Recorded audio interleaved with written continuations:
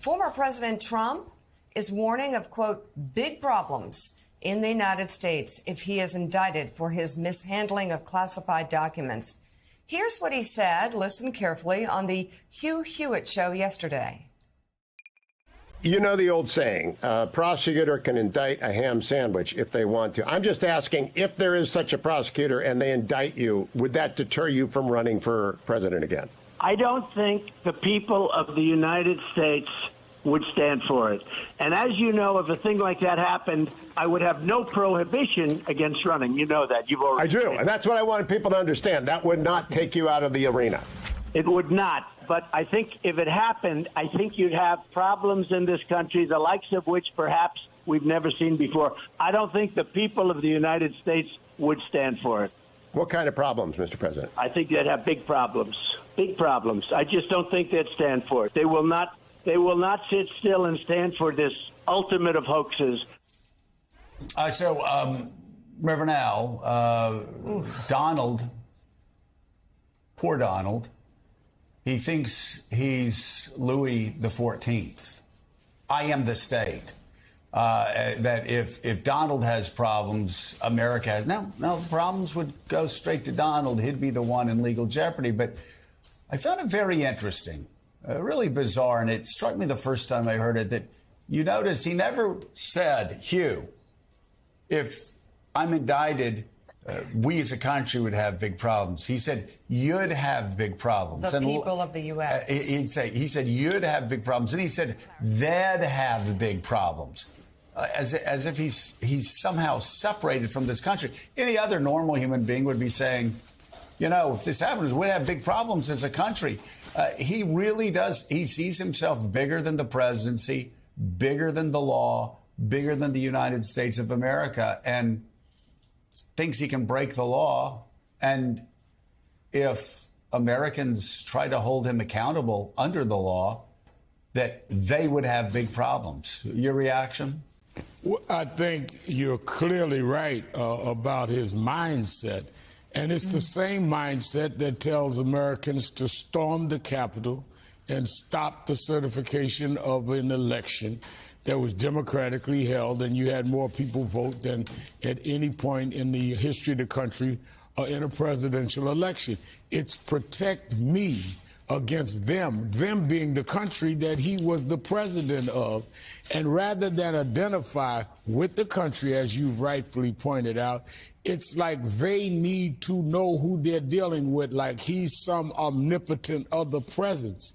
And it is really very telling that the same mentality that would say they will have problems if they indict me is saying they cannot certify an election against me because I am all of this and more in my own mind. It's this delusion and illusion that I think that we're looking at that incited him to incite September 6th. And he keeps repeating his mindset to give us an idea of how he thinks. Jonathan, this is the same threat we heard last week from Lindsey Graham when he talked about riots in the streets if President Trump is indicted. They used to be implicit, now just explicit threats that if you do this, if you actually prosecute someone who took classified documents from the White House and brought them to Mar-a-Lago and then obstructed efforts to get them back, you've seen what Trump's people have done. That's the wink, right, on January 6th. You don't want that again. And then Donald Trump just came out and said it out loud yesterday. Yeah, this is exceedingly dangerous. It's not just Trump making the point that he can run again for president even if he's indicted. That got a lot of the headlines yesterday from this interview.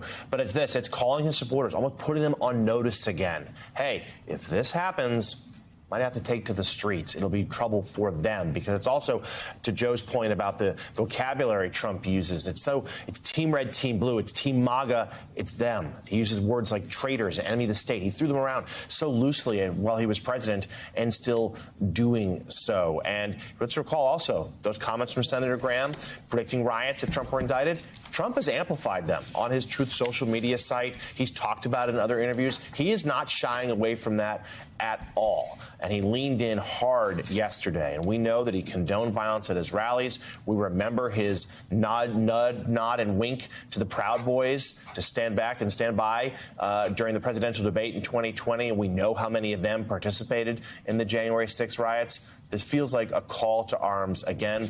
And we know federal law enforcement deeply concerned about increased political violence as we head towards this election and in 2024. Yeah, and you know, it is. Jonathan laid it out perfectly, Mika, as far as the threats. Of course, we had all the fascist rhetoric during the campaigns, punch them in the face. I love when they carry them out in stretchers, beat them up, and I'll pay. But Katty K, it must sound very jarring to our allies across the world when they have a president telling white supremacist groups during presidential debates to stand by, when you have Republican senators saying if Donald Trump, if a politician is held to the same standard we're held to, and it's not above the law, then Republicans will run out and riot in the streets. And then Donald Trump amplifies that on social media. And then Donald Trump goes on a radio show and he offers more threats, talking about big problems like you have never seen if he's indicted. And the thing is, it would be easy to dismiss those threats, except that we've seen it happen, right? We know that it's possible, and the rest of the world knows that it's possible because they all watched January the 6th as well. So when Donald Trump says something like there could be huge problems, the reaction from abroad is, yeah, I guess there could be huge problems because we've seen it happen already in the country. It's interesting, you know, periodically I come to Europe and I get the kind of feedback on what's happening in America. And every now and again, there's a spike in anti-American feeling. There was around 2003 in the invasion of Iraq. There was when Donald Trump was elected. There was a kind of sort of titillation factor of, wow, this is kind of crazy. But when I'm over here now, there's something much more profound. And it's a sadness and a concern about the strength of the democratic infrastructure holding in America. There are real questions about, does democracy hold? Are the organs of democracy strong enough to resist these threats of violence?